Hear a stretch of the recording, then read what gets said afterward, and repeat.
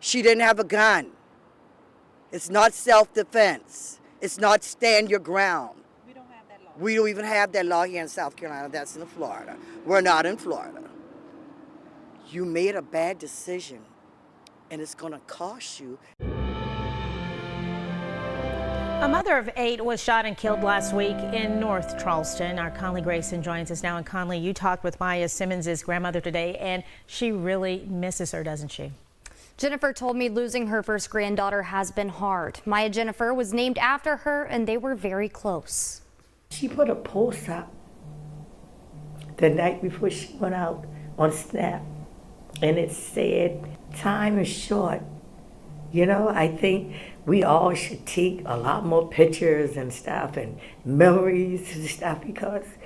Hours before her death, Maya Jennifer Simmons posted something on social media that would haunt everyone who knew her.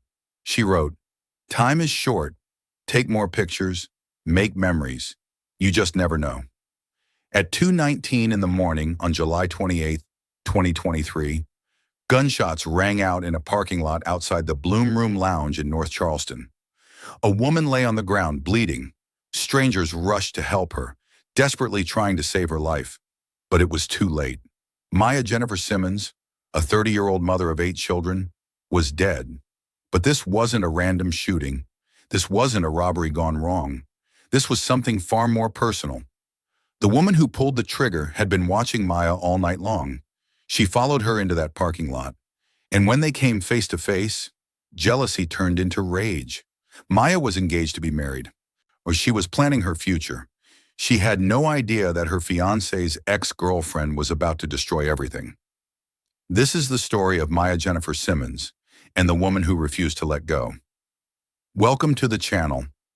Like this video, subscribe to this channel so we can continue telling these important stories, and share this video with someone who needs to hear it. To understand what was taken that night, you need to know who Maya Jennifer Simmons really was. Her grandmother, Jennifer Ferguson, said Maya could light up any room she walked into.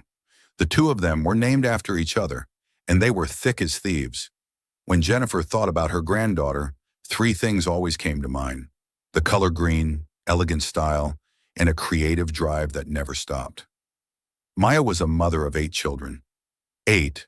And she dedicated her entire life to giving them the best future possible. She worked hard. She built her own businesses. She was an entrepreneur who refused to give up, no matter how tough things got. But Maya's life hadn't been easy. She had experienced heartbreak that would have broken most people. She lost one of her twins, a child she named Dream. The pain of losing a child is something no parent should ever face. But instead of letting that tragedy destroy her, Maya used it to teach her other children something powerful. She taught them about faith. She taught them about God. She told them that when someone dies, they go to heaven and God takes care of them. Even after Maya's death, her children found comfort in those lessons. They said, "Mommy's in heaven. She's in heaven with Dream." In June 2023, just weeks before she died, Maya celebrated her 30th birthday. Her whole family came together to celebrate her life. There were smiles, laughter, and love everywhere. Nobody knew that in just a few short weeks, they would be planning her funeral instead of her wedding, because Maya had found love again. She was engaged to be married.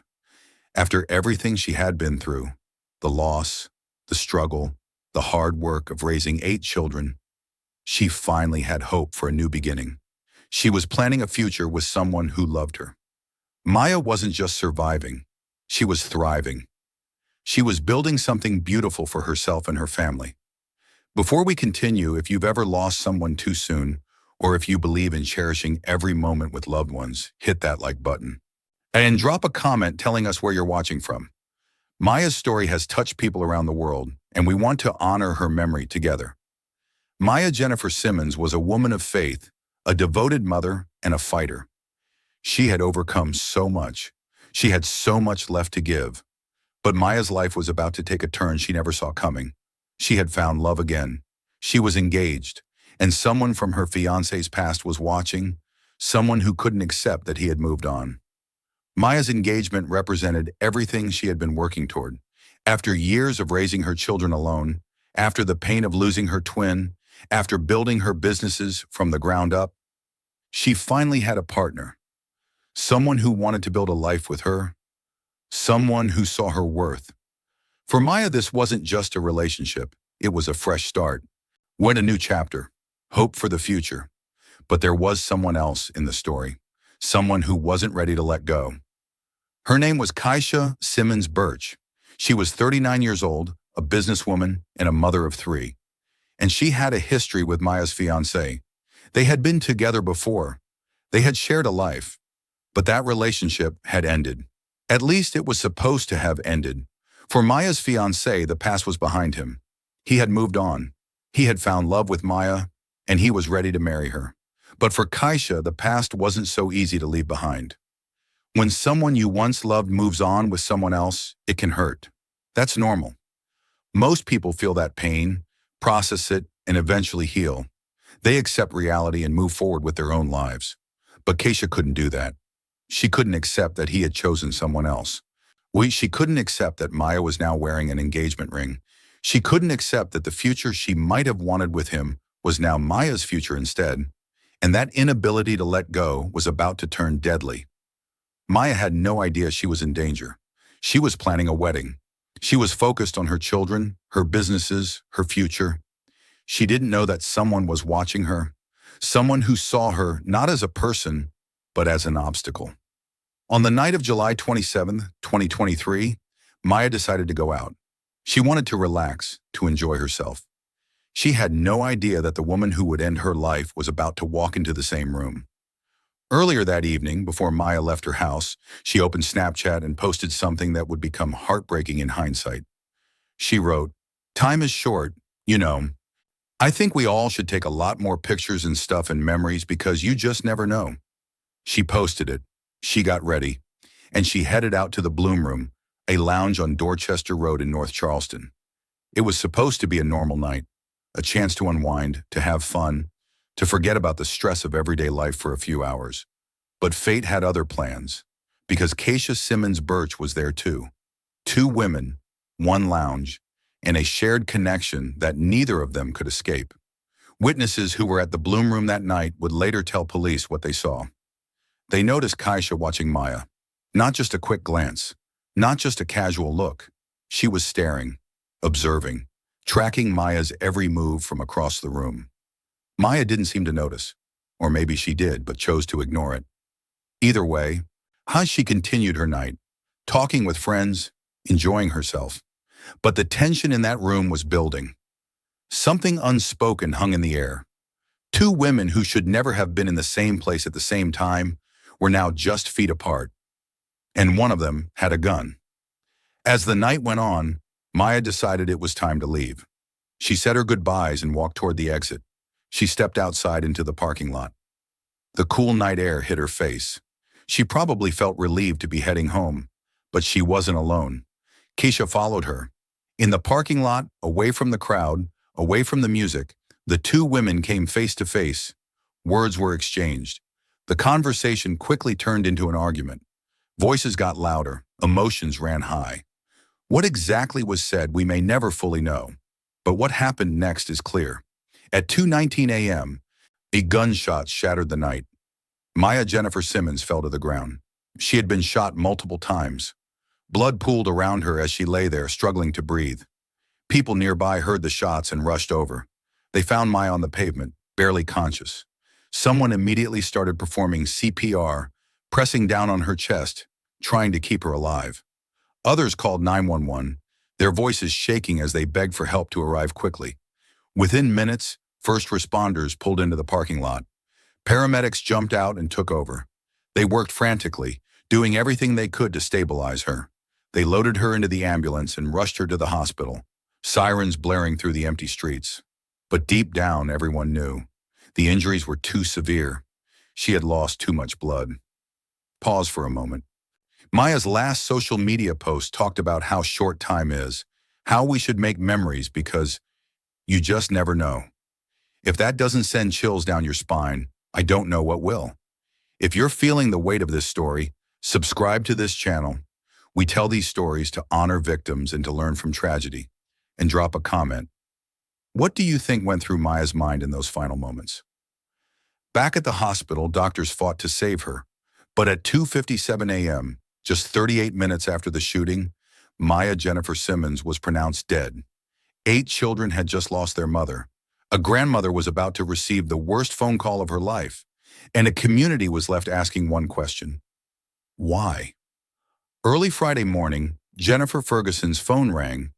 When she saw the police at her door, her heart sank. She already knew. A grandmother always knows. When I saw the police, I knew something was very wrong, Jennifer later recalled. She looked at the officer and said, "You're calling to tell me that she's gone, right?" The officer nodded. "Yes, ma'am, she's gone." Just like that, Jennifer's world shattered.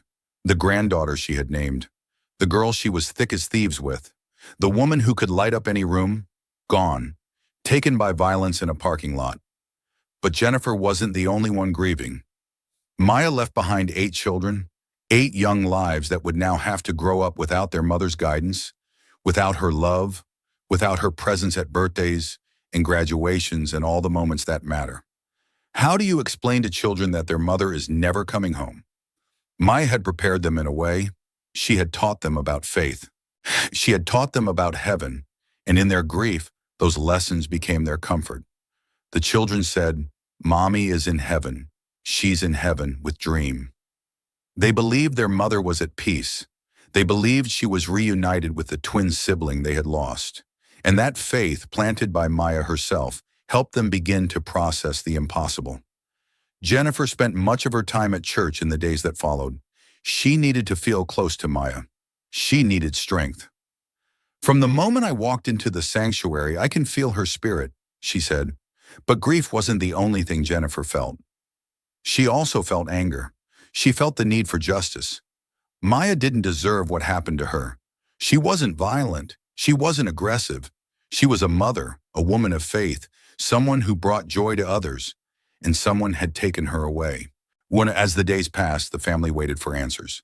The North Charleston Police Department opened an investigation, but as of Monday, nearly a week after the shooting, no arrests had been made. The case was active, but the person responsible was still free. The community rallied around the family. People who knew Maya shared their memories. They posted tributes on social media. They attended vigils. They demanded justice. Jennifer held on to her faith. Maya loved the Lord inside and out. Her faith was so strong. "Whatever is going to happen now, it's going to be all right," she said. But all right felt far away. 8 children were without their mother. A grandmother had lost her namesake. And somewhere out there, the person who pulled the trigger was still walking free. For nearly 2 weeks, the family waited. They mourned. They prayed. And they demanded answers. On August 11th, 2023, those answers began to come. On Friday, August 11th, 2023, nearly 2 weeks after Maya's death, Keisha Simmons Birch walked into the North Charleston Police Department and turned herself in. She was immediately arrested and charged with manslaughter and possession of a deadly weapon during the commission of a violent crime.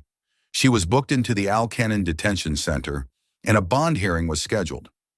Finally, the family thought justice was beginning, but the bond hearing would prove to be just as painful as everything else. Keisha's defense attorney stood before the judge and presented her side of the story.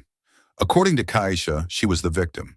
She claimed that Maya had charged at her as she was trying to leave in her car. She said she feared for her life. She said she fired in self-defense. Her family spoke on her behalf. They said she wasn't sleeping or eating in jail. They said she was suffering. They begged the judge to set bond so she could go home to her 3 children. Her attorney emphasized that Keisha had no prior criminal record. She was a businesswoman. She owned her own company. She wasn't a danger to the community. She wasn't a flight risk. She deserved to be released while awaiting trial. But Maya's family saw it differently. Jennifer Ferguson stood up in that courtroom, and she spoke with the strength of a woman who had lost everything. Her words cut through the defense's claims like a knife. "Maya Jennifer couldn't kill you with her hands," Jennifer said, her voice firm. "She didn't have a gun. It's not self-defense. It's not stand your ground. And we don't even have that law in South Carolina. We're not in Florida. You made a bad decision, and it's gonna cause some bad consequences." Jennifer made it clear her granddaughter was not an aggressor. Maya wasn't violent. She wasn't the type of person to attack anyone. If something happened that night, It was because Kaisha had pushed her to that point. Maya had been baited. She had been provoked. And then she had been shot. Multiple times. The family asked the judge to deny bond completely. They wanted Kaisha to stay in jail until trial. They argued that she showed no remorse for what she had done. They feared she might try to contact them or intimidate them if she was released. But the judge didn't see it that way. He granted bond. $200,000. Kaisha would be placed under house arrest. She would not be allowed to use social media. She would not be allowed to contact anyone in Maya's family. For the family, it felt like a slap in the face. Yes, house arrest was something. Yes, the conditions were strict. But Maya was dead, and the woman who killed her was going home. Here's where I want to hear from you. Kaisha claimed self-defense, saying Maya charged at her, but Maya had no weapon, and witnesses saw Kaisha watching her all night. What do you think really happened in that parking lot? Drop your theories in the comments, and if you believe justice needs to be served, smash that like button and share this video. Maya's story deserves to be heard, but this story isn't just about one woman's death. It's about a pattern. It's about warning signs we ignore, and it's about how we can prevent the next Maya from losing her life. Maya's death didn't have to happen, and that's the hardest part to accept. There were warning signs that night, signs that, if recognized and acted upon, might have saved her life. So let's talk about them, not to blame anyone, but to learn, to protect the next person who might find themselves in a similar situation. First, obsessive behavior. Witnesses saw Kaisha watching Maya all evening. This wasn't a casual glance. This was focused attention, staring, tracking someone's movements. If you ever notice someone watching you like this, especially an ex-partner or someone connected to your current relationship, take it seriously. This kind of behavior often comes before violence. It's not harmless, it's a red flag. And if you see this happening to someone else, say something, check on them, make sure they're aware, and offer to walk them to their car. Second, the danger of unresolved feelings. Kaisha couldn't accept that her relationship was over. She couldn't handle the fact that her ex had moved on with Maya, and that jealousy turned into rage. Breakups are painful. Seeing an ex with someone new hurts. But when those feelings turn into obsession, when you can't let go, that's when you need help. Talking to a counselor or therapist isn't weakness. It's strength. It's choosing to process your emotions in a healthy way instead of letting them control you. Third, guns and emotional stability. Kaisha had a concealed carry permit. She was legally allowed to carry a gun. But having the legal right to carry a weapon doesn't mean you're emotionally ready to handle one responsibly. If you're going through a breakup, if you're dealing with jealousy or anger, or if you're struggling emotionally, leave the gun at home. Carrying a weapon when you're not in the right state of mind is dangerous, not just for others, but for yourself. Fourth, community awareness. The people at the Bloom Room that night saw the tension. They saw Kaisha watching Maya, but no one intervened. And that's not their fault. Most people don't know what to do in situations like this. But we can change that. We can learn to recognize when a situation is about to turn violent. We can learn how to step in safely. We can learn when to call for help before it's too late. Fifth, trust your instincts. If something feels wrong, it probably is. If you feel like you're being watched, if someone is making you uncomfortable, if an ex is showing up in places they shouldn't be, don't ignore it. Tell someone. Call the police. Look into getting a restraining order. Make a safety plan. Don't wait until it's too late. Maya couldn't have known that night would be her last. But maybe, just maybe, if we learn from her story, we can save the next person who finds themselves in a similar situation. Maya's last social media post said it all. Time is short, make memories.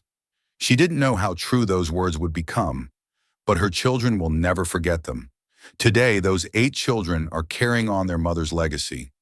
They remember the lessons she taught them about faith, about love, about never giving up. They know their mother is in heaven with Dream, watching over them, and they're growing up with the strength she gave them. Jennifer Ferguson continues to fight for justice. She speaks Maya's name. She tells her story. She refuses to let the world forget what happened to her granddaughter, because Maya Jennifer Simmons wasn't just a victim. She was a person, a mother, a daughter, a grandmother's best friend, an entrepreneur, a woman of faith, a woman who lit up every room she walked into. Maya Jennifer Simmons was 30 years old. She was a mother of 8. She was engaged to be married. She was building businesses. She was teaching her children about faith and love. She was making memories. And in a parking lot at 2:19 in the morning, all of that was taken away by someone who couldn't let go of the past. If Maya's story moved you, if you believe her memory deserves to be honored, do 3 things. Like this video, subscribe to this channel so we can continue telling these important stories, and share this video with someone who needs to hear it. Drop a comment with your thoughts, your prayers for her family, or your own experiences with loss. And remember Maya's words, time is short. Make memories while you can. Rest in peace, Maya Jennifer Simmons. Your light may have been extinguished too soon, but your story will continue to shine.